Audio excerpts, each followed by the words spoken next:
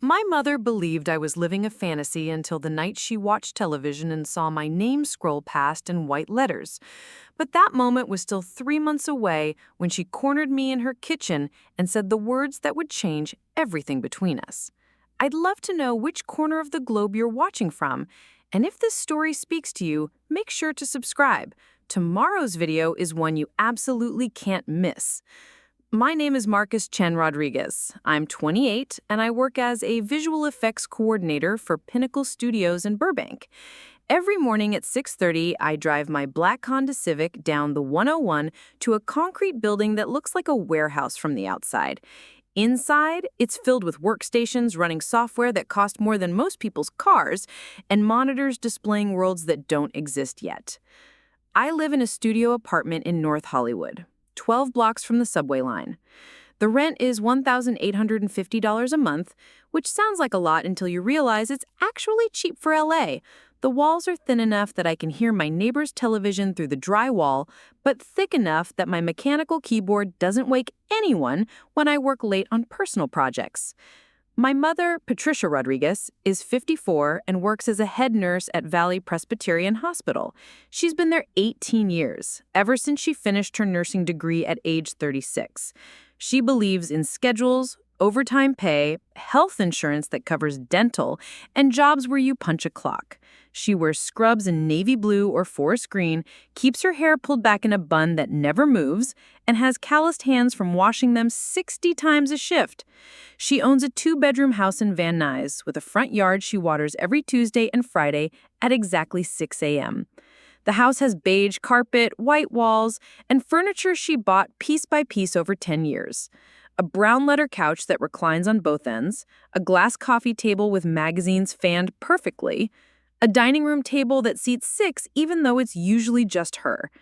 The kitchen is where she holds court. Yellow walls, white cabinets, a refrigerator covered in coupons she clips from the Sunday paper. She drinks coffee from a mug that says World's Greatest Mom that I bought her when I was 12. She eats the same breakfast every morning, 2 scrambled eggs, wheat toast, and orange juice. She reads the news on her iPad while she eats, scrolling through headlines about politics and crime and weather. My father, David Chen, is 52 and teaches high school physics in Glendale. He has tenure, which my mother mentions approximately once a week as the gold standard of job security. He wears button-down shirts in muted colors and khakis with creases sharp enough to cut paper. His classroom has periodic tables and posters about Newton's laws and a coffee maker that he fills twice a day. He speaks in measured sentences and pauses before he answers questions like he's calculating the optimal response. He grades papers at the kitchen table every Sunday afternoon, red pen in hand, methodically marking mistakes. He believes in showing your work, following instructions, and careers that exist in the real world. My sister Elena is 25 and works as a dental hygienist in Pasadena. She has benefits, paid vacation, and a job that my mother can explain to strangers in one sentence. Elena and I text sporadically. She sends photos of her lunch. I send photos of interesting cloud formations. We meet for dinner once a month at a chain restaurant where we order the same things and split the check down the middle. She asks how work is going, and I give her the condensed version, because the real version involves explaining what motion capture data is and why it matters if a dragon's wing membrane reacts properly to wind simulation. The studio where I work sits between a tire shop and a place that repairs air conditioners. The parking lot has speed bumps that will scrape your undercarriage if you don't take them at precisely 3 miles per hour. The security guard, Frank, has been there longer than anyone and knows everyone's coffee order. He nods when I show my badge and asks about my weekend plans even though it's Tuesday. Inside, the building is divided into departments. Animation on the first floor, where people sculpt creatures that have never existed. Compositing on the second floor, where separate elements get layered into seamless shots. Sound design in the basement, where footsteps and explosions get crafted from recordings of breaking celery and distant fireworks.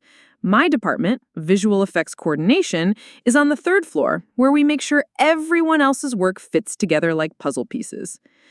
My workstation has 3 monitors arranged in a semicircle. The left monitor shows spreadsheets with shot lists and delivery dates. The center monitor displays rough cuts of scenes where dragons breathe fire over medieval villages or spaceships emerge from hyperspace. The right monitor holds communication windows where I coordinate with teams in London, Montreal, and Mumbai, because visual effects never sleep. I track the progress of 847 individual shots across 12 sequences. Each shot has dozens of elements: background plates, creature animation, particle effects, lighting passes, compositing layers. I know which shots are ahead of schedule and which ones are falling behind. I know which artists are overloaded and which ones have bandwidth for rush jobs. I maintain databases, generate reports, and attend meetings where people discuss whether Dragonfire should be more orange or more blue. The work requires precision. When a director asks for a specific creature to appear in shot 47 of sequence 8, I need to know which artist modeled it, which animator is rigging it, and which compositor will integrate it into the final image. I track revisions, approve overtime requests, and coordinate with the client's representatives who visit from the production company. My day starts with emails from overnight teams. London finished lighting pass on the Castle Siege. Montreal needs approval for an extended deadline on the space battle. Mumbai uploaded new versions of 17 shots. I download files, check quality, and distribute updates to relevant departments. At 9 a.m., I attend the daily production meeting where department heads report progress and flag potential problems. At 10:30, I have a conference call with the film's VFX supervisor, who is shooting plates in Prague and needs to know if we can deliver the storm sequence by Thursday. At 2 p.m., I walk through the animation department to check on creature work. At 4 p.m., I review compositing tests with the lead compositor. Between meetings, I update spreadsheets with delivery statuses. I respond to urgent emails marked with red exclamation points. I troubleshoot technical problems and coordinate with IT when someone's workstation crashes. I maintain backup schedules for shots that might need expedited delivery. The work is invisible until it's not.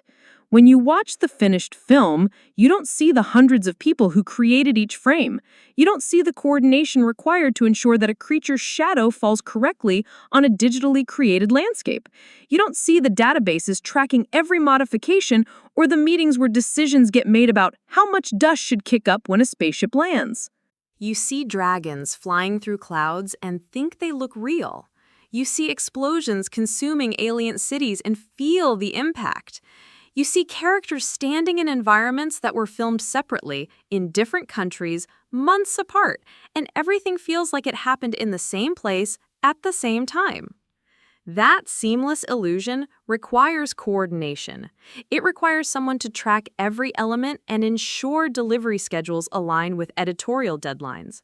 It requires databases, communication protocols, and quality control processes. It requires my job. But explaining this to my mother is like explaining why water is wet. She sees me working on computers and assumes I'm playing games. She sees me talking about fictional creatures and assumes I'm not dealing with reality. She sees me working irregular hours and assumes I don't have real responsibilities. Last month, she asked what I actually do all day. I told her I coordinate visual effects production for major motion pictures. She asked what that means in normal words. I said I make sure all the pieces fit together so movies look believable. She said that sounded like a hobby and not a career.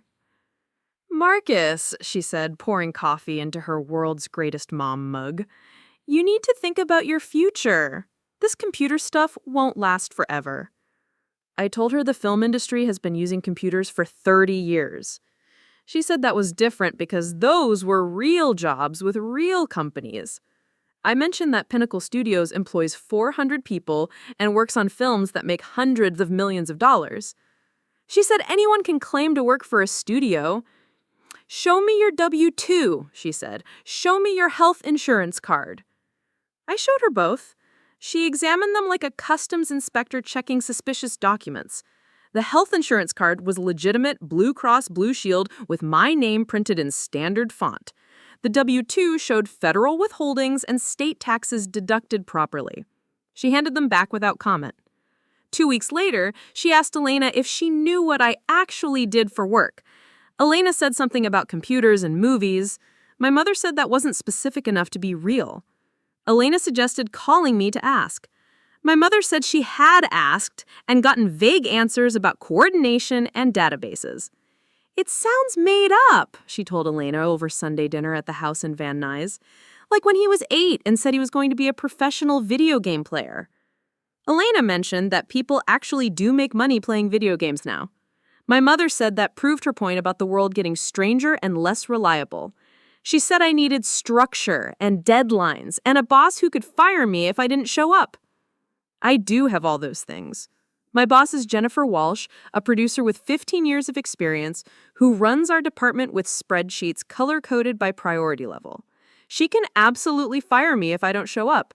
She's fired people for missing deadlines, submitting incomplete work, and failing to communicate schedule changes to dependent departments. Jennifer expects me in the office by 7:30 a.m. when we're approaching major deliveries. She expects accurate reports on shot progress updated daily. She expects me to flag potential problems before they become actual problems. She signs my timesheets and approves my vacation requests and writes performance reviews that determine my annual raise. But my mother has never met Jennifer. She's never seen the production schedules or the client meetings or the crisis management when everything goes wrong simultaneously. She's never watched me work through a weekend to ensure Monday's delivery deadline gets met. She sees me leaving the house at different times depending on the production schedule. She sees me working on laptops during family dinners. She sees me getting phone calls about urgent changes and assumes I'm the one making unnecessary drama. Real jobs have regular hours, she says. Real jobs have offices you can visit. The studio does have visiting hours. Family members can tour the facility on designated days. But explaining this feels like defending something that shouldn't need defense. Inviting her to see my workplace feels like proving I'm not lying about having a job. 3 months ago, she asked what I was working on. I mentioned a science fiction film called Stellar Horizons about colonists establishing cities on distant planets. She asked when it would be in theaters. I said next spring. She wrote down the title and release date like she was planning to fact-check my story. That conversation happened in her kitchen on a Sunday afternoon in September. The air conditioning hummed quietly, and the refrigerator made its periodic ice-dropping sound. She was cutting vegetables for soup while we talked, methodical movements that turned carrots into uniform pieces. "If you're really working on a movie," she said without looking up from the cutting board, "then your name should be on it somewhere." I told her my name would be in the credits with the rest of the visual effects team. She said she'd never noticed credits on movies. I said they roll at the end after most people leave the theater. She said that sounded convenient for people making up jobs. The conversation ended when Elena arrived for dinner. We shifted to safer topics like Elena's new dental patient who refused to floss and my father's upcoming parent-teacher conferences. But I could feel the unfinished business sitting between us like an unclaimed package. That night, I looked up the current status of Stellar Horizons in our production database. Post-production was proceeding on schedule. The film will be released nationwide on March 15th. My name, Marcus Chen Rodriguez, would appear in the credits under Visual Effects Coordination, approximately 7 minutes and 30 seconds after the main title card. I could have shown her the production notes, the call sheets, the emails from the director's assistant confirming delivery schedules, but proving your reality to someone who doubts it feels like surrendering something essential. It acknowledges that their skepticism has validity when it doesn't. Instead, I marked March 15th on my calendar and waited. The call came on a Tuesday morning while I was reviewing overnight renders from the London team. My phone buzzed against my desk, displaying Mom in white letters. I glanced at the clock, 10:47 a.m. She was on her lunch break at the hospital, probably sitting in the break room with her turkey sandwich and Diet Coke. "Marcus, I need you to do something for me," she said without preamble. Her voice carried that particular tone she used when she'd already decided I would agree. I minimized the compositing software on my center monitor. "What's going on?" "Your cousin Rebecca is getting married in December. The whole family's coming to the reception at the Marriott in Woodland Hills. I want you to be there early to help with setup." Rebecca was my Aunt Carmen's daughter, 2 years younger than me, studying to be a physical therapist. I'd seen her maybe 6 times in the past decade, mostly at Christmas gatherings where we made polite conversation about school and work and whether the Lakers had any chance this season. When in December? I asked. Saturday the 14th. The reception starts at 6, but I told Carmen we'd be there at 3 to help arrange centerpieces and make sure the DJ has everything he needs. It's important that family shows up for family. I pulled up my calendar on the left monitor. December 14th had a red block marked Client Review, Final Delivery. The last scheduled review session before Christmas break, when the director and producers would approve final versions of all visual effects shots. Missing it wasn't an option. Mom, I have a major work deadline that day. Can't Elena handle the setup? Elena's driving up from San Diego that morning. She won't arrive until 5:30. Besides, this isn't about who can do it. It's about showing Rebecca that she matters to this family. I scrolled through the calendar, looking for flexibility. The client review had been scheduled for 3 weeks. The studio had blocked out the entire day for revisions and final approvals. If changes were requested, we'd need to implement them immediately to meet the December 18th theatrical delivery deadline. What time would you need me there? I asked. 3 o'clock, sharp. We need to transform the banquet hall from empty space into something beautiful. Carmen hired a wedding planner, but she's charging extra for setup assistance. I told her we didn't need to pay someone to arrange flowers when the family could handle it ourselves. The client review was scheduled for 2 p.m. to 6 p.m. with potential overtime if significant changes were required. Leaving at 3 would mean abandoning the session during critical approval phases. But explaining this would trigger the familiar conversation about priorities and real commitments. How long would the setup take? I asked. 2 hours, maybe 3. Nothing complicated. Moving chairs, arranging table linens, setting up the gift table. Basic organization that any responsible person can handle. I could hear her footsteps echoing in what sounded like a hospital corridor. Someone paged Dr. Martinez to the emergency room. A cart squeaked past with irregular wheels. The thing is, I said carefully, my work schedule that day is pretty locked in. We're finishing a major project, and there's not much flexibility. What kind of work project happens on a Saturday? Film production does not follow normal business hours.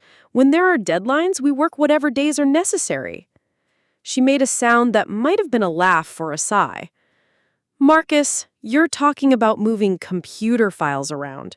Rebecca's getting married once. This is a real family event with real people who will notice if you're not there. The Thanksgiving deadline had been urgent. We delivered the film's trailer to marketing on schedule, enabling a promotional campaign that generated 40 million views in the first week. But explaining the business mechanics of film marketing felt like defending my existence. I didn't skip Thanksgiving, I said. I came for dinner after I finished work. You showed up at 8 o'clock when everyone was putting away leftovers. That's not participating, that's making an appearance. Jennifer Walsh appeared in my peripheral vision, walking toward my workstation with a tablet and the expression she wore when deadlines were shifting. I needed to end this conversation. Let me see what I can arrange, I said. I'll call you tonight. Don't call me with excuses. Call me with confirmation. 3 o'clock, Marriott Woodland Hills, Saturday, December 14th. Rebecca deserves better than a cousin who treats family like an afterthought. The line went dead. I set the phone down and turned to Jennifer, who was reviewing shot notes on her tablet. Morning crisis? She asked without looking up. Family event conflict with the December 14th review session? Now she looked up. Jennifer had been navigating entertainment industry schedules for 15 years. She understood the mathematics of production deadlines and the impossibility of moving certain unmovable objects. The client review? That's locked solid. The director's flying back from Morocco specifically for that session. If we postpone, we lose the theatrical release date. I nodded. I figured. Just wanted to confirm before I call my mom back. Family stuff is tough, she said, not unkindly, but this review session determines whether we deliver on time or spend Christmas week fixing emergency revisions. Your shots are critical to 3 major sequences. She was right. I was coordinating the integration of practical explosion footage with digital environments, creature animation with photoreal lighting, and atmospheric effects with live-action plates. If those elements didn't align perfectly, entire sequences would fail quality approval. "I'll handle it," I said. Jennifer nodded and moved on to the next workstation. I opened my email and began typing a message to my mother, then deleted it. Called her number, then hung up before it connected. The conversation needed to happen, but not while I was surrounded by colleagues and deadline pressure. At lunch, I drove to a Subway 3 blocks from the studio and sat in my car with the turkey sandwich and my phone. The parking lot was mostly empty, except for delivery trucks and a maintenance van with paint cans stacked in the back. I called my mother's cell. She answered on the second ring. "Did you figure out your scheduling conflict?" she asked. "The work deadline is fixed. It's the final approval session for a major film release. I can't move it." "You mean you won't move it?" "Mom, this isn't about preference. The client is flying in from another country specifically for this meeting. If I'm not there, months of work could be rejected and need to be redone." "So tell them you have a family commitment. Any reasonable employer would understand." I bit into the sandwich and tasted processed turkey and mayonnaise. A construction worker in an orange vest walked past carrying a clipboard and talking into a radio about delivery schedules. It doesn't work that way in film production. When you commit to deliver something by a specific date, everyone's schedule depends on that commitment. If one person doesn't show up, the entire chain breaks down. That sounds like poor management. In healthcare, we have backup coverage for essential functions. If I can't work a shift, someone else covers. No one person is irreplaceable. She was right about healthcare having redundancy systems, but visual effects coordination required specific knowledge of project details, shot dependencies, and client requirements. Training someone else to cover my responsibilities would take weeks. "Can Elena help with setup before I arrive? I could drive straight to the reception after work and help with whatever's left." "Elena doesn't know Rebecca's preferences for table arrangements. Elena doesn't understand what Carmen specifically requested for the gift table setup. Elena's done her part by driving up from San Diego." I finished the sandwich and crumpled the wrapper. The construction worker had disappeared into an office building across the street. Traffic moved steadily on Ventura Boulevard, people heading to afternoon appointments and obligations. What if I handle the financial side? I could pay for the extra setup assistance from the wedding planner. That way, everything gets done properly without family members having to leave their other commitments. This isn't about money, Marcus. This is about showing up. That's not the point. The point is participating in family responsibilities, not showing up after other people have done the work. I started the car and drove back toward the studio. The conversation was circling the same territory without resolution. She wanted a demonstration of family priority. I needed to meet professional obligations. Neither position was unreasonable, but they couldn't coexist on December 14th. "Let me think about this," I said. "Maybe there's a solution I'm not seeing." The solution is simple. You choose family over work for one afternoon. You show Rebecca that her wedding matters more than whatever computer project you're managing. The studio parking lot came into view. Frank, the security guard, was checking IDs at the gate, methodical and thorough as always. I pulled into my assigned space and turned off the engine. "I'll figure something out," I said. "Don't figure something out. Just be there. 3 o'clock, ready to help. This is what family does for family." After she hung up, I sat in the car for 10 minutes, watching people walk through the studio entrance. Artists carrying portfolio cases, producers talking into phones about budget revisions, technical staff wheeling equipment carts towards sound stages. Everyone is moving with purpose toward deadlines and deliverables. Everyone is part of a system that required coordination and commitment. Everyone depending on other people to fulfill their responsibilities so the collective work could succeed. I understood my mother's perspective. Family events were important. Rebecca's wedding would happen once. Missing it would be noticed and remembered. But my professional commitments were equally real, with equally serious consequences for failure. The problem wasn't choosing between family and work. The problem was that my mother didn't consider my work legitimate enough to justify missing family events. She'd make the same request if I was scheduled for surgery or teaching a critical class or any other profession she considered substantial.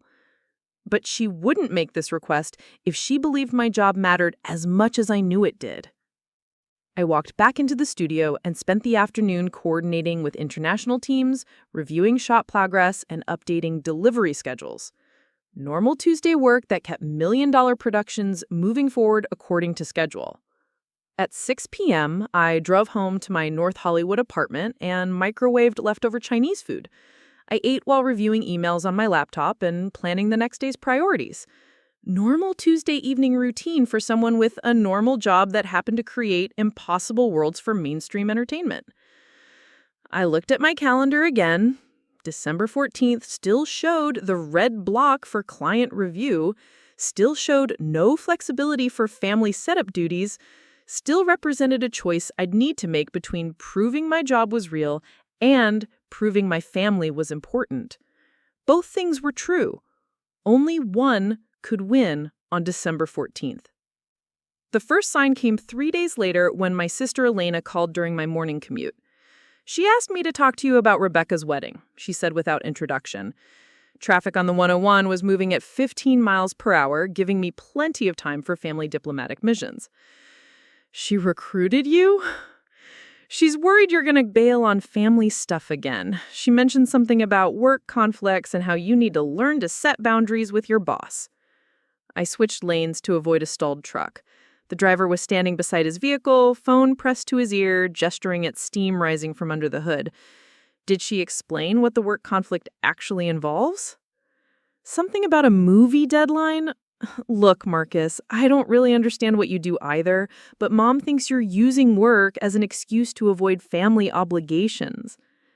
Elena worked regular hours at a dental practice that closed at 5 p.m. and never opened on weekends. Her understanding of entertainment industry schedules came from watching behind-the-scenes features on DVDs. It's not an excuse. We're delivering final visual effects for a studio release. The review session determines whether the film makes its theatrical date or gets pushed back 6 months. Can't someone else handle your part? I explained shot coordination responsibilities while merging onto the 134. Elena listened with the patience of someone fulfilling an obligation rather than seeking understanding. Honestly, she said, it sounds complicated enough that maybe you're making it more important than it needs to be. How many people are working on this movie? About 400 across multiple departments and countries. So you're one of 400 people. If you're not there for one meeting, won't they just continue without you? This was the fundamental misunderstanding that made explaining my job impossible. Yes, there were 400 people working on the film, but those people were organized into specialized roles with specific responsibilities. Removing the person who coordinated between departments was like removing the air traffic controller and assuming planes would land themselves. It doesn't work that way, I said. Maybe it should. Maybe you've made yourself too essential to something that isn't actually essential. I reached the studio parking lot and found my assigned space. Frank waved from the security booth, already holding my access badge. Elena, can I ask you something? If you had a patient scheduled for a root canal and your family wanted you to leave work early, would you do it? That's different. People's health is involved. What if it was a routine cleaning? Patients make appointments weeks in advance. They arrange time off work, find babysitters, plan their day around that appointment. You can't just cancel because something else came up. I walk through the studio entrance, badge scanner beeping green. My work involves the same kind of scheduled commitments. People plan around delivery dates. Release schedules depend on our deadlines. But it's just entertainment. There it was. The assumption that entertainment was frivolous, that creating stories for audiences was less important than fixing teeth or teaching physics or healing patients.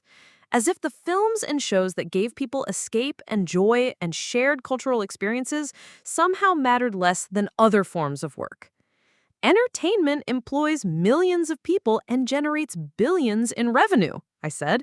It's not just entertainment. You know what I mean. I did know what she meant. Entertainment felt optional until you needed it. Movies seemed like luxuries until you considered the massive infrastructure required to create them. Visual effects appeared magical until you understood the technical complexity behind every frame. I have to get to work, I said. Tell Mom I'm still trying to find a solution. What kind of solution? I don't know yet. The conversation ended there, but the family pressure campaign had officially begun. Over the next week, I received strategic communications from various relatives. My Aunt Carmen called to thank me in advance for helping with Rebecca's reception setup. My Uncle Robert mentioned how important it was for cousins to support each other during major life events. My father sent a text asking if I needed directions to the Marriott in Woodland Hills. Each contact was carefully orchestrated. My mother had distributed talking points about family responsibility and shared commitment. She'd positioned my potential absence as a character flaw rather than a scheduling conflict. On Thursday, Rebecca herself called. "Hey, Marcus, I just wanted to thank you for offering to help with the wedding setup. It means so much to have family involved in making the day special." I hadn't offered anything yet. But Rebecca's gratitude made declining feel like withdrawing a promise rather than managing a conflict. "I'm still working out some scheduling details," I said. "Mom said you might have work stuff, but she figured you'd handle that. She said you're really good at organizing things and managing multiple priorities." The compliment was tactical. My mother had framed my coordination skills as evidence that I could easily manage both work and family obligations.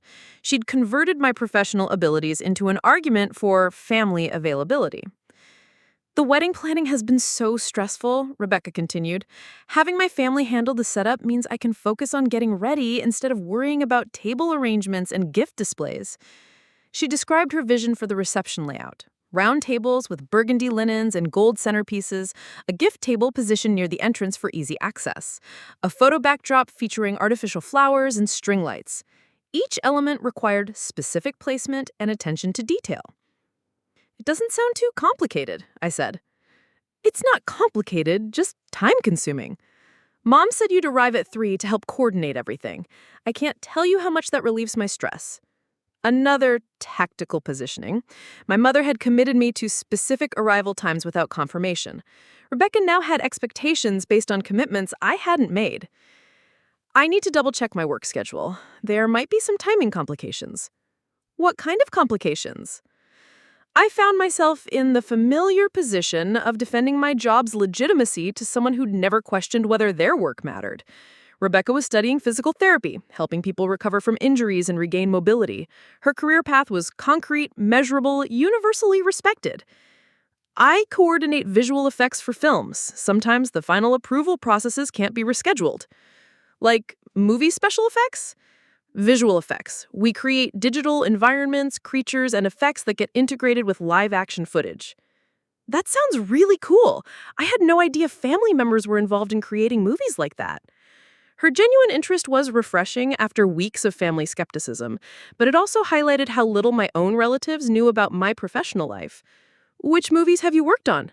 I mentioned several recent releases, including a superhero film that earned $800 million worldwide and a space opera that spawned merchandise lines in theme park attractions. "Wait, you worked on Cosmic Warriors? I saw that 3 times in theaters. The space battles were incredible. I coordinated the integration of ship models with background environments and particle effects for the hyperspace sequences." "You mean those weren't real spaceships?" I laughed, despite the stress. "No, Rebecca, we don't have actual faster-than-light spacecraft available for filming." "That's amazing! I had no idea family members were involved in creating movies like that." Her excitement was genuine, but it also emphasized the disconnect between my work's public visibility and family recognition. Millions of people had seen my contributions to major entertainment properties, but my own relatives assumed I was avoiding responsibility by prioritizing imaginary projects. "So the work conflict is about finishing another movie?" "A science fiction film called Stellar Horizons. We're doing final approvals before theatrical release." "When does it come out?" "March 15th. "I'll definitely see it opening weekend. Will your name be in the credits?" Yes, with the rest of the visual effects team. That's so cool. I'm going to look for it. After she hung up, I sat at my workstation feeling the weight of competing loyalties. Rebecca was genuinely excited about my work and looking forward to seeing my name in credits. But she was also counting on my presence at her wedding setup, based on commitments my mother had made without authorization. The family pressure campaign intensified over the weekend. My mother called Saturday morning to confirm logistics for December 14th. She'd spoken with Carmen about table arrangements and gift display requirements. She'd contacted the wedding planner to cancel the extra setup assistance since family volunteers were handling those responsibilities. I told them you'd coordinate the technical aspects, moving tables, arranging the photo backdrop, organizing the gift station. Carmen was impressed that we had someone with project management experience. She'd converted my visual effects coordination skills into wedding setup qualifications. My ability to manage complex production schedules apparently translated to arranging centerpieces and positioning dance floor equipment. Mom, I still haven't confirmed I can be there at 3. What's left to confirm? You said you'd figure something out. I said I'd tried to find a solution, but work deadline hasn't changed. Then change it. Tell your boss you have a family commitment that can't be moved. The client review session involves people flying in from other countries. It's not something I can reschedule. So reschedule your part of it. Do your work earlier in the week or later that evening. She was applying healthcare logic to entertainment production. In hospitals, you could often adjust individual schedules around core coverage requirements. But film production operated on sequential dependencies, where each phase required completion before the next phase could begin. The review session evaluates work that's being finished right up until the meeting starts. There's no way to complete my responsibilities early. There's always a way if you're willing to be flexible. I spent Sunday researching alternative approaches. Could I participate in the client review remotely while physically present at the wedding setup? Could I delegate coordination responsibilities to junior staff members? Could I split my time between locations and manage both obligations simultaneously? Every scenario involved compromising either work quality or family participation. Remote participation during wedding setup would be unprofessional and ineffective. Delegating critical responsibilities to inexperienced staff risked project failure. Splitting time between locations guaranteed inadequate performance in both areas. Monday morning brought a new complication. Jennifer Walsh called me into her office to discuss December 14th logistics. The director wants to extend the review session. He's bringing additional stakeholders from the international distribution team. We might need to run until 8 or 9 p.m. if they request significant changes. My stomach dropped. How significant? Could be anything from color timing adjustments to creature animation modifications. You know how these final reviews go. Everyone's seeing the complete film for the first time and suddenly has opinions about details they ignored for months. She was right. Final review sessions often generated last-minute requests that seemed minor but required extensive technical work. A director might decide that a creature's skin texture needed more metallic reflection. A producer might request that explosion debris patterns look more chaotic. Each change rippled through multiple departments and required careful coordination. "I'll be here," I said. "Good. This delivery determines whether we make the March release date. If we miss it, the film gets pushed to summer and we lose the spring marketing campaign." The stakes were clear. Missing the December 14th review could cost the studio millions in marketing investments and release scheduling. My presence wasn't just preferred, it was essential for protecting major financial commitments. That evening, I called my mother to explain the extended timeline. The meeting might run until 9 p.m. There's no way I can leave at 3 for the wedding setup. Then leave at 6 when the reception starts. Help with whatever needs finishing. Mom, if I'm at work until 9, I can't be at the wedding until 9:30 at the earliest.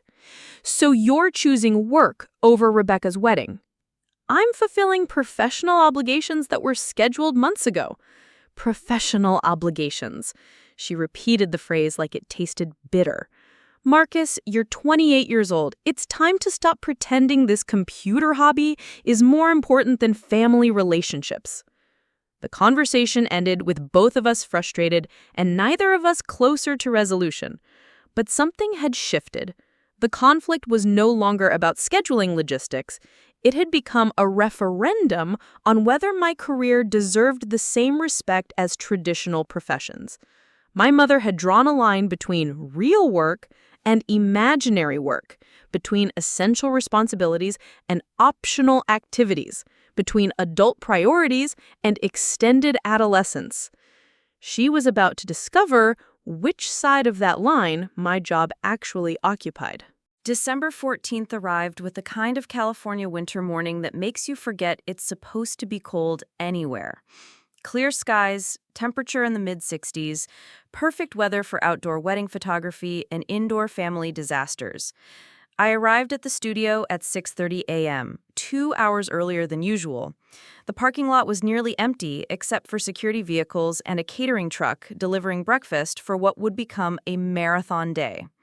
Frank nodded from his booth and handed me a visitor badge roster that filled 2 pages. "Big day today," he said. "Lots of important people coming through."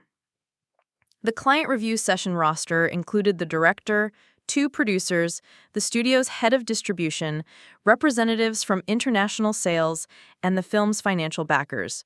12 people whose approval determined whether Stellar Horizons would meet its March 15th release date or get pushed back indefinitely. I spent the morning conducting final quality checks on all visual effects shots.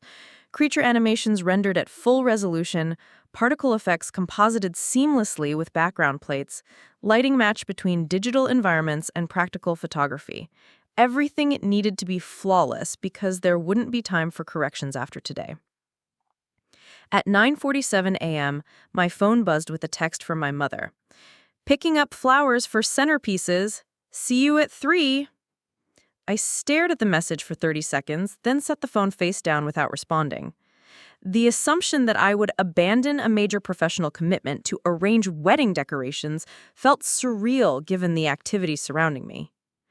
Jennifer Walsh appeared at my workstation carrying a tablet and wearing the expression she reserved for high-stakes situations. "Client team just landed at LAX. They want to start the review session at noon instead of 2. Director's concerned about international feedback and wants extra time for potential changes." Moving the start time forward by 2 hours eliminated any possibility of attending wedding setup, even if I'd been willing to compromise my professional responsibilities. "Are we ready for noon?" I asked. "We're ready now. All departments completed final renders last night. Your coordination reports show green across all shot sequences." She was right. Months of careful planning had led to this moment. Every visual effects element was complete, approved by department heads, and integrated into the final film cut. The review session would determine whether our work met client expectations or required emergency modifications. At 10:15 a.m., Alina called. "Mom asked me to check on your arrival time for the wedding setup. She's at the venue now and wants to confirm logistics. I can't leave work today. The client review session moved to noon and could run until midnight. But Mama's already told Carmen's family that you're coordinating the technical setup. She's committed your time to specific responsibilities." This was the trap I'd been avoiding for weeks. My mother had made promises using my labor without securing my consent. She'd positioned my attendance as confirmed rather than tentative, creating obligations I hadn't agreed to fulfill. She committed my time without checking my availability. But it's Rebecca's wedding. This is a once-in-a-lifetime event. My work commitments are equally real. Are they, though? I mean, if you don't show up to move some tables and arrange flowers, will anyone actually care? The question hit like ice water. Elena was asking whether my professional responsibilities mattered enough to justify disappointing family expectations, whether my job deserved the same consideration as traditionally respected careers. If I don't show up to coordinate visual effects review, a major studio release could miss its theatrical date and cost millions in marketing investments. But you're one person out of hundreds working on this movie. I'm the person responsible for ensuring all the pieces fit together correctly. Someone else could do that, couldn't they? I looked around the studio floor. Other coordinators manage their own projects with specialized knowledge developed over months or years. Training someone else to handle my responsibilities would require weeks of preparation and detailed documentation. Elena, if a patient needed emergency dental surgery and you were the only oral surgeon available, would you leave to help with wedding setup? That's completely different. How? People's health is at stake here. People's livelihoods are at stake here. Jobs, careers, financial investments. This isn't a hobby.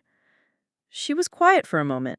I could hear traffic noise in the background and what sounded like construction equipment. I don't really understand what you do, she admitted, but Mom thinks you're avoiding family responsibilities by hiding behind work that isn't as important as you make it sound. There it was, the core assumption driving months of family pressure. My mother believed I was exaggerating my job's significance to avoid obligations I considered inconvenient. She thought visual effects coordination was elaborate excuse-making rather than legitimate professional work. "I'll call Mom directly," I said. "She's not going to change her mind about this." "I know." At 11:30 a.m., 30 minutes before the client review session, I called my mother's cell phone.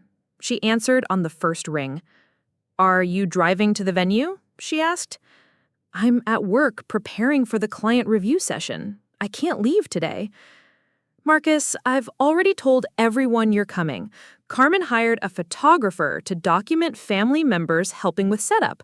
Rebecca specifically requested that you coordinate the gift table arrangement." The photographer's detail was new information. My mother had escalated the wedding setup into a documented family event where my absence would be visually recorded and permanently preserved. I never confirmed I could be there. "You said you'd figure something out." I said I'd tried to find a solution. I couldn't find one that didn't compromise my professional responsibilities. "Your professional responsibilities." She said it like a foreign phrase she was learning to pronounce. "Marcus, you work with computers. You can do that from anywhere at any time. This is Rebecca's wedding day." Behind me, the studio was filling with client representatives. I could see the director reviewing notes with two producers. The international distribution team was setting up presentation equipment in the main conference room. "Mom, I have to go. 12 people flew in from around the world for this review session. I can't abandon my responsibilities." "And I can't abandon mine. I promised Carmen that the family would handle the wedding setup. I promised Rebecca that her cousin would be there for the most important day of her life. You made promises using my time without my consent. I made promises assuming my son would prioritize family over whatever computer project he's working on this week." The dismissive phrasing stung. Computer project reduced months of complex coordination work to casual hobby activity. It diminished the skills, effort, and professional commitment required to create Hollywood-quality visual effects. This isn't a computer project. It's a major studio film with a $100 million budget and a March release date. That's exactly my point. You're so caught up in these fantasy numbers and imaginary deadlines that you've forgotten what actually matters. Jennifer Walsh approached my workstation, tapping her watch and pointing toward the conference room. "Client review session starting in 5 minutes." "I have to go," I said. "If you're not at that wedding venue by 3 o'clock, you're telling this family that work matters more than relationships. If I leave this review session, I'm telling my employer that family matters more than professional commitments. It should." The line went dead. I set the phone down and walked toward the conference room where 12 people waited to evaluate months of work that would determine a film's commercial success or failure. The review session began with the director presenting the complete film from beginning to end, 2 hours and 14 minutes of finished footage featuring 847 visual effects shots seamlessly integrated with live-action photography. Spaceships emerging from hyperspace, alien creatures inhabiting photoreal environments, massive explosions destroying digital cities. Every frame required coordination between multiple departments. Every shot demanded technical precision and artistic excellence. Every sequence needed approval before advancing to final distribution. At 2:47 p.m., during a 10-minute break between sequences, I checked my phone. 17 missed calls from family members, 12 text messages asking about my arrival time, 3 voicemails expressing disappointment and confusion. The messages painted a picture of wedding setup proceeding without the promised coordination assistance. Carmen's family handling technical arrangements they'd expected me to manage. Rebecca asking where her cousin was and receiving vague explanations about work conflicts. Elena had sent a photo from the venue. Round tables with burgundy linens arranged in precise rows. A gift table positioned near the entrance with a decorative backdrop. A dance floor cleared and ready for evening festivities. Everything looked professional and well organized despite my absence. But my mother's text arrived at 3:15 p.m. with different information. Setup running behind schedule, really needed your help today. Rebecca noticed you weren't here. The emotional manipulation was obvious, but effective. My absence had been noticed, commented on, and recorded as evidence of misplaced priorities. My professional commitments had been positioned as personal choices rather than binding obligations. I spent the next 4 hours coordinating emergency revisions while wedding reception activities proceeded 25 miles away. My family celebrated Rebecca's marriage with dinner, dancing, and speeches about love and commitment.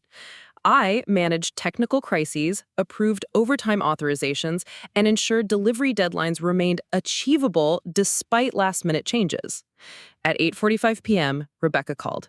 "Marcus, where are you? Everyone's asking about my cousin who was supposed to help with setup."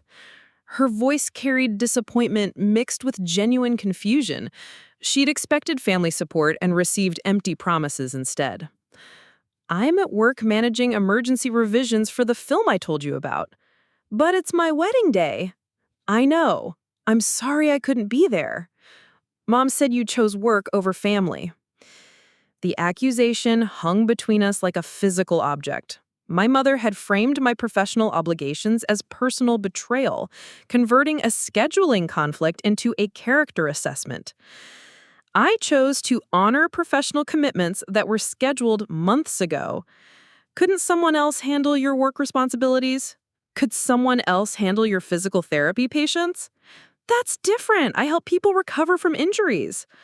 I help create entertainment that brings joy to millions of people worldwide. She was quiet for a moment. Wedding music played in the background, along with laughter and conversation from family members celebrating together. "I wish you were here," she said finally. "I wish I could be." After she hung up, I returned to coordination work that would continue until nearly midnight. Emergency revisions required approval from department heads, client representatives, and international distribution partners. Each change needed documentation, quality verification, and delivery confirmation. At 11:47 p.m., the final shot received approval. 847 visual effects sequences had been evaluated, modified where necessary, and accepted for theatrical release. Stellar Horizons would meet its March 15th distribution date with visual effects that met Hollywood studio standards. I drove home through empty streets, past closed restaurants and darkened office buildings. The wedding reception had ended hours ago. Rebecca and her new husband had probably left for their honeymoon. Family members had returned to their homes with memories of a beautiful celebration and stories about the cousin who didn't show up. My phone contained 43 missed communications from family members. Photos from the reception showing elegant table arrangements, happy couples dancing, and Rebecca laughing with relatives who'd prioritized her wedding over other commitments. I was not in any of those photos. But my name would appear in the credits of a film that would be seen by millions of people worldwide. The work I'd coordinated that day would generate entertainment, employment, and revenue for thousands of individuals across multiple industries. The question my family couldn't answer was whether that mattered enough to justify missing one wedding setup in Van Nuys. The question I couldn't answer was whether they would ever understand that it did. The morning after Rebecca's wedding, I woke up to 17 unread messages and a family group chat that had exploded overnight.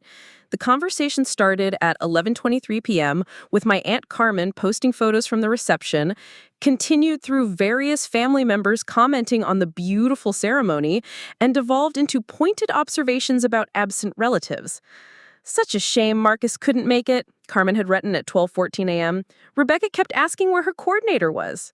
Alana had responded, "Work emergency. You know how it is." My mother's reply came at 12:31 a.m. "No, I don't know how it is. Real emergencies involve hospitals and police, not computer projects." Uncle Robert had added his perspective at 1:15 a.m. "Kids these days think work-life balance means work comes first. Different priorities than our generation." The conversation continued for another hour with various relatives weighing in on modern work ethics, family loyalty, and the proper hierarchy of life commitments. Every message reinforced the narrative that I had chosen personal convenience over family obligation. I screenshotted the entire conversation thread and saved it to a folder on my laptop labeled Documentation. If my family wanted to question my professional legitimacy, I would provide evidence of exactly what that legitimacy entailed. Sunday morning, I drove to the studio. Normally closed on weekends, the building buzzed with skeleton crews finishing emergency revisions from Saturday's client review. I badged in through the security entrance and found 3 other coordinators already at their workstations managing international teams working in different time zones. My first task was documenting Saturday's session for studio records. I pulled up the review notes and began typing a detailed report. Client feedback received, revisions requested, delivery timelines adjusted, and final approvals obtained. The document would become part of the film's official production history and legal record for distribution purposes. The revision requests from Saturday had been substantial. 17 creature animation shots requiring modified skin textures, 6 explosion sequences needing enhanced debris simulation, 32 space environment shots requiring lighting temperature adjustments, and 4 hyperspace sequences needing particle density modifications. Each revision involved multiple departments and required careful coordination to maintain visual consistency across related shots. The creature texture changes affected not just the animation team, but also the lighting, compositing, and color correction departments. The explosion modifications required new particle simulations, environmental integration testing, and quality approval from both technical and creative supervisors. I spent 2 hours documenting the cascade effect of Saturday's changes. When the director requested warmer lighting in the space scenes, that modification affected background starfield rendering, spacecraft surface illumination, atmospheric particle behavior, and color grading for 32 individual shots. Each change required technical review, artistic approval, and delivery confirmation.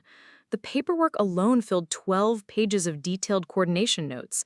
This was the reality of film production that my family dismissed as computer projects and imaginary deadlines.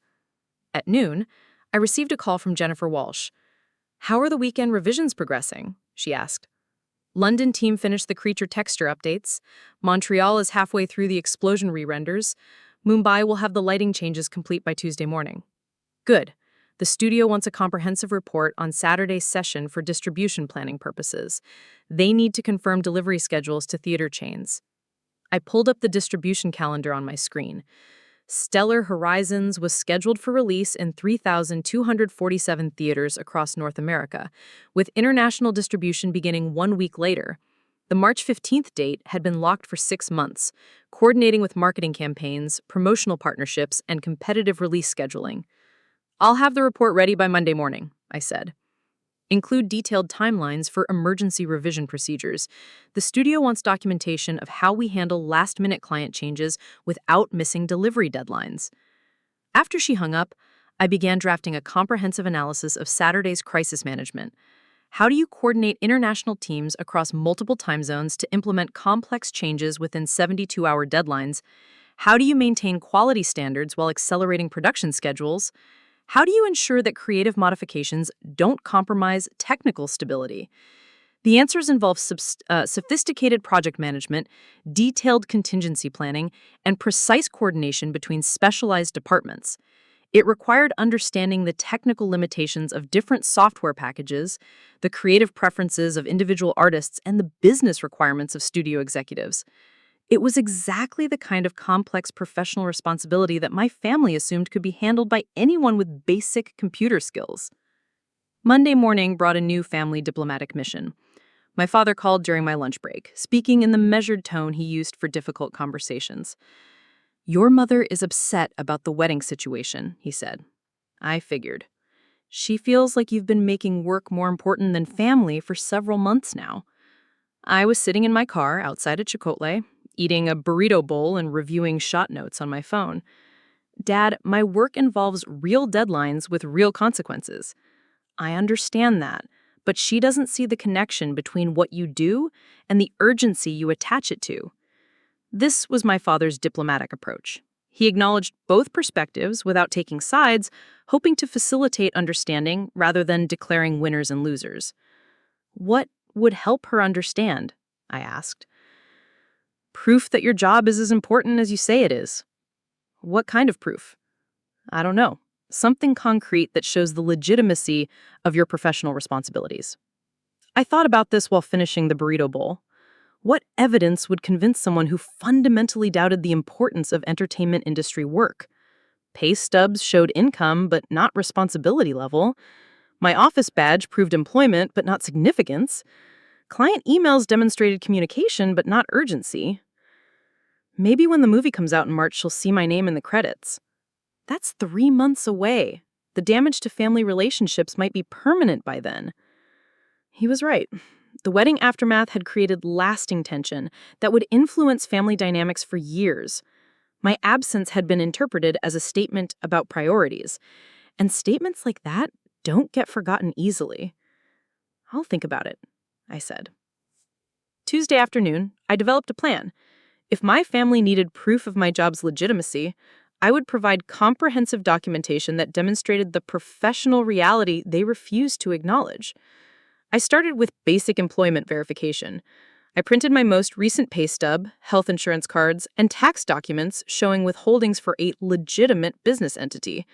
I included my employee handbook, which outlined company policies, vacation procedures, and professional conduct expectations. Next, I documented my specific responsibilities. I printed job descriptions, performance reviews, and project assignments that detailed the scope of my coordination duties. I included emails from studio executives, client representatives, and international team leaders discussing project requirements and delivery expectations.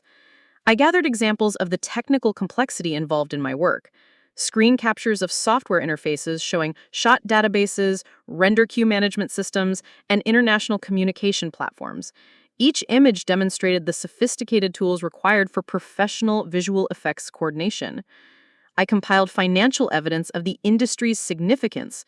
Box office reports showing that films I'd worked on generated hundreds of millions in revenue, employment statistics proving that visual effects supported thousands of jobs across multiple countries, economic impact studies documenting the entertainment industry's contribution to local and national economies. The documentation package filled a 3-inch binder with tabbed sections covering employment verification, job responsibilities, technical requirements, and industry significance. It was the kind of comprehensive evidence that should satisfy any reasonable skeptic. Wednesday evening, I drove to my mother's house in Van Nuys with the binder under my arm. She was in the kitchen preparing dinner, wearing scrubs from her day shift at the hospital. The smell of baked chicken filled the house, along with the sound of a local news broadcast from the living room television set. I brought some information about my work, I said, setting the binder on the kitchen table. She glanced at it without stopping her dinner preparation. What kind of information? Documentation of my job responsibilities, employment verification, examples of the projects I coordinate. Marcus, I don't need to see your paperwork. I need to see you prioritize family commitments. I opened the binder to the first section, which contained my employment contract and job description. This shows exactly what my position involves and why the deadlines are real. I'm sure your paperwork looks very official. That doesn't change the fact that you missed your cousin's wedding to work on a computer. To coordinate visual effects for a major studio release, which is working on a computer. The circular logic was maddening. By reducing all computer-based work to working on a computer, she could dismiss the complexity, skill, and responsibility involved in any digital profession. A surgeon using computer-guided equipment was still performing surgery. An engineer designing bridges with CAD software was still engineering. But a visual effects coordinator managing international teams was just working on a computer. I turned to the technical documentation section. Look at these interfaces. This is the software I use to coordinate 847 individual shots across 12 sequences. She looked at the screen captures for approximately 3 seconds. And it looks like a spreadsheet with pictures. It's a database that tracks the progress of hundreds of artists working in different countries on thousands of individual elements that need to be delivered on specific dates. So you manage spreadsheets. I closed the binder. The documentation strategy had failed completely. No amount of evidence would convince someone who had already decided that my profession was elaborate excuse-making rather than legitimate work. Mom, what would it take for you to believe that my job is real? Your job is real. I never said you weren't employed. I said you use that job as an excuse to avoid family responsibilities. The deadlines are real. The client requirements are real. The consequences of missing deliveries are real. The consequences of missing family events are also real. She turned back to the stove and adjusted the oven temperature. The chicken would be ready in 20 minutes. My father would arrive home from school, and they would eat dinner while discussing their respective days. Normal routine for people with normal jobs that operated on predictable schedules. When your movie comes out in March, she said without turning around, I'll watch it and look for your name in the credits. If it's really there, then I'll know you weren't exaggerating about your involvement. This was the test. 3 months from now, Stellar Horizons would appear in theaters nationwide. During the final credits sequence, approximately 7 minutes and 45 seconds after the last scene, my name would appear on screen. Marcus Chen Rodriguez, Visual Effects Coordinator. Either it would be there, proving that my professional claims were accurate, or it wouldn't, validating her skepticism about my job's legitimacy. It will be there, I said. We'll see. I drove home with the untouched binder on my passenger seat. 3 months of family tension, professional stress, and relationship damage would be resolved by 42 characters appearing on the movie screen for approximately 4 seconds. But those 4 seconds would prove everything I'd been trying to explain for the past year. My work was real. My responsibilities were substantial, and my professional commitments deserved the same respect as any other legitimate career. All I had to do was wait for March 15th. Thursday morning, I returned to my normal work routine with a sense of clarity I hadn't felt in months. The family conflict had reached its resolution point. Either the credits would vindicate my position, or they wouldn't. But the documentation phase was complete. I spent the day coordinating final deliveries for Stellar Horizons. The emergency revisions from the December 14th review session had been completed successfully. All 847 shots had received final approval, the film was locked, and ready for theatrical distribution. At 4:30 p.m., I received an email from the studio's post-production supervisor, confirming that my name had been submitted for inclusion in the final credits sequence. The visual effects coordinator section would list 17 names, including mine, in alphabetical order by last name. Chen Rodriguez would appear near the beginning of the list. I forwarded the email to my personal account and marked March 15th on my calendar. In 92 days, my mother would discover whether her son had been telling the truth about his career. The countdown had begun. 3 weeks after the premiere, my mother called with news that would have been unthinkable 4 months earlier. "Marcus, I told my supervisor about your work on that space movie. She wants to know if you'd be interested in speaking to our staff about project management techniques." I was reviewing storyboards for the superhero sequel when she called, surrounded by concept art featuring characters that would require complex digital doubles and environmental extensions. "Speaking about what specifically?" I asked. "How you coordinate work between different teams in different countries.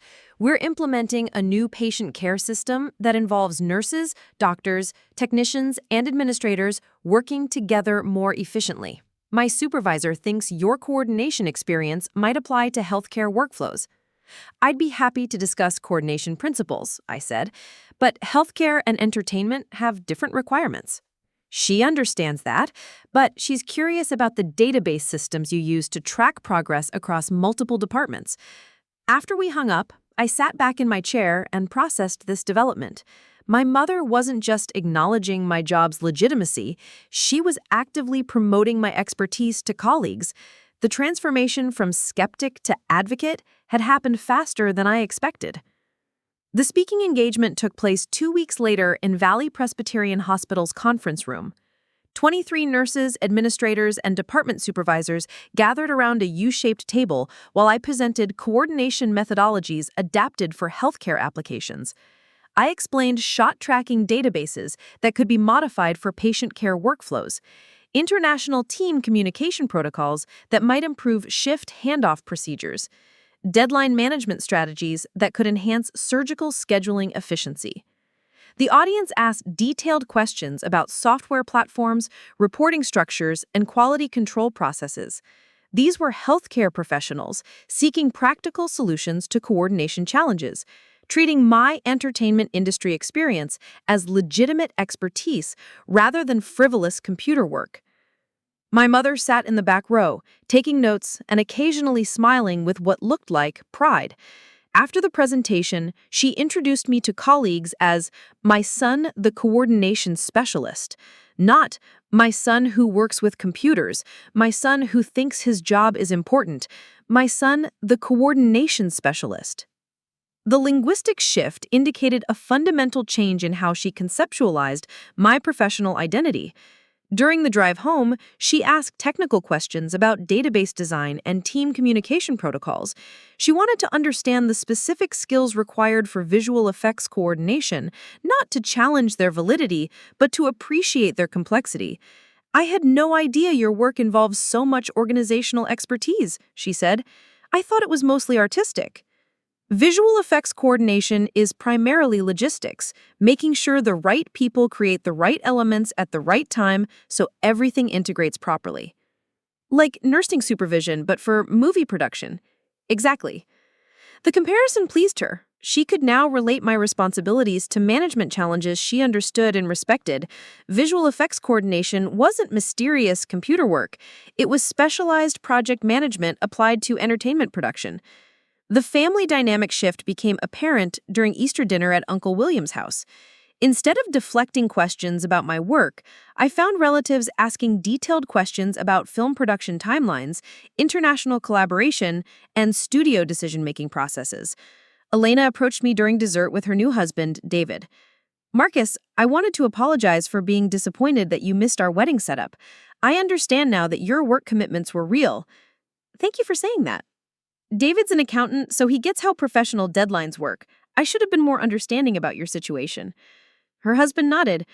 "I saw Stellar Horizons last weekend. The visual effects were incredible. I looked for your name in the credits." "Did you find it?" "Right there with all the other coordinators. Made me realize how many people are involved in creating movies." These conversations represented a broader shift in family perception. My work was no longer treated as a peculiar hobby that interfered with real life.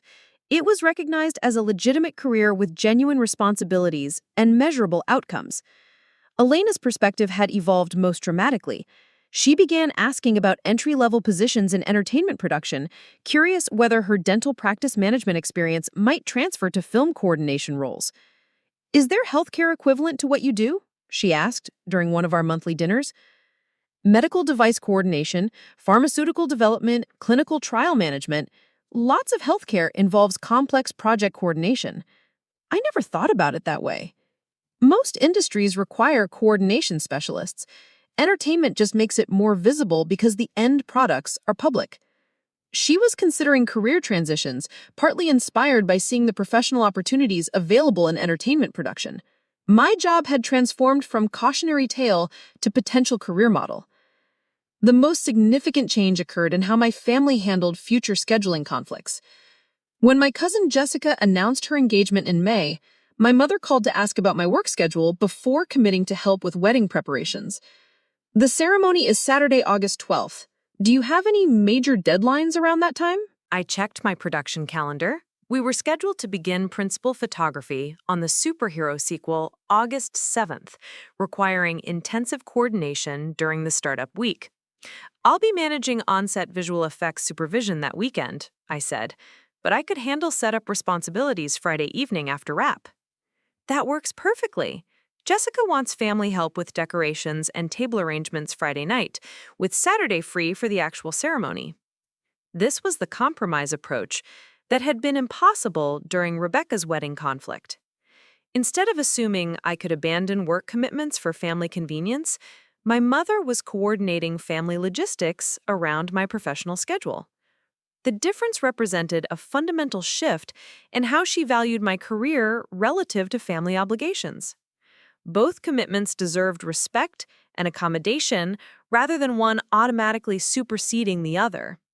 In June, I received promotion to Senior Visual Effects Coordinator with expanded responsibilities across multiple productions.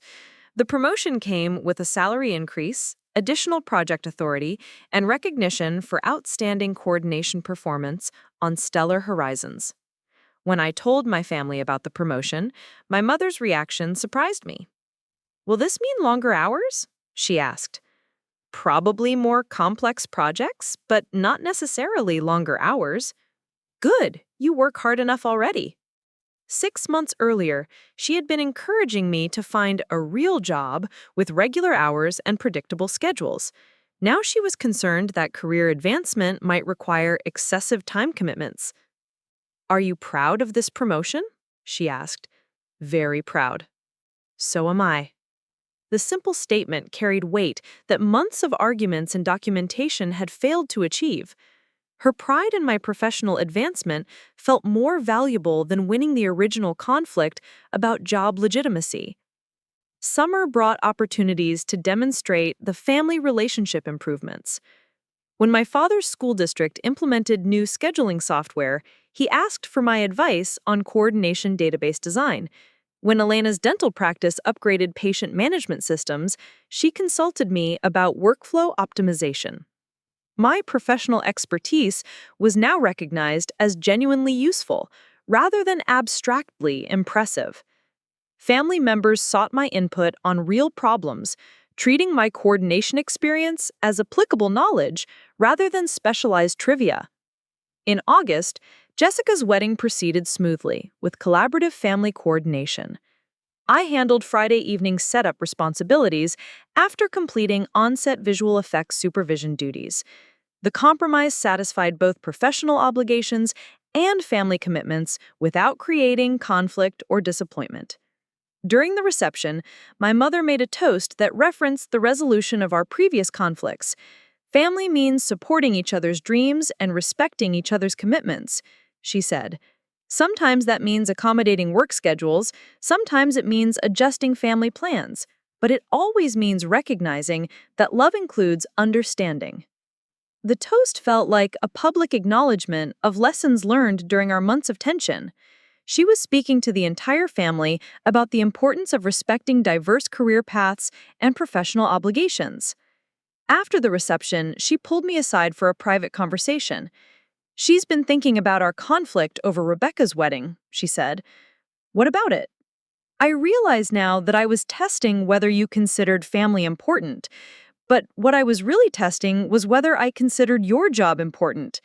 And your job is important. Your career matters, and I should have recognized that from the beginning instead of making you prove it. The insight demonstrated sophisticated self-reflection about the underlying dynamics that had driven our conflict. She hadn't just learned to respect my profession, she'd examined her own assumptions about career legitimacy and professional value. I'm sorry it took so long, she added. The important thing is that we figured it out.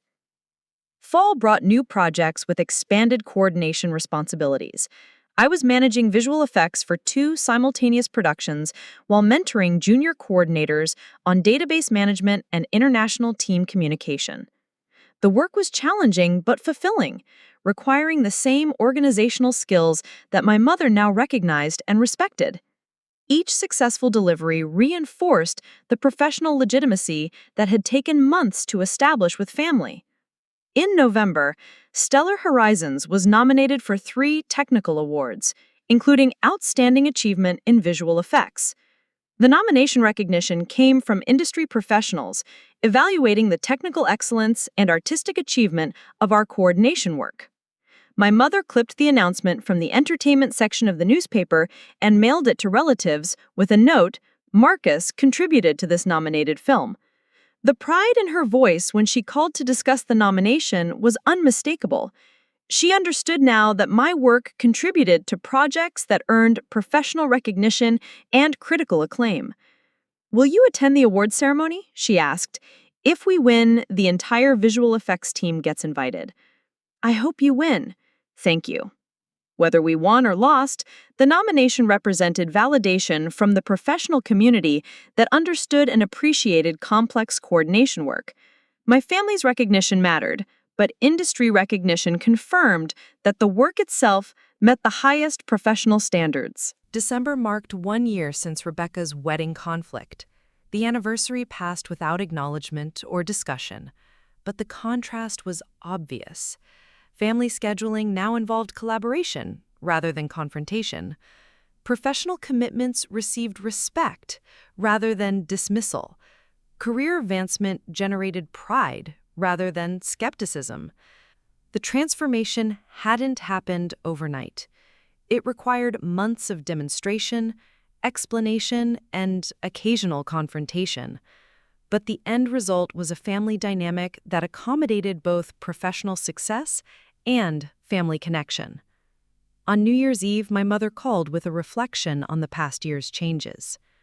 "Marcus, I wanted to thank you for your patience during our misunderstandings about your career. Thank you for being willing to learn and change your perspective. I'm proud of the work you do and the professional you've become. That means everything to me. I know it does, and it should." The conversation ended there, but the foundation it represented would influence our relationship for years to come. My career wasn't just tolerated. It was respected, valued, and celebrated.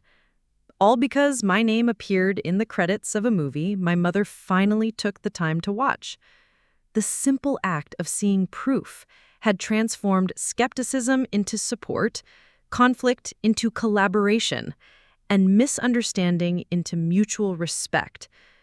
Sometimes the most complex family problems have the simplest solutions: evidence, patience, and the willingness to change perspectives when confronted with undeniable truth. My job was real. My family knew it. And that knowledge changed everything.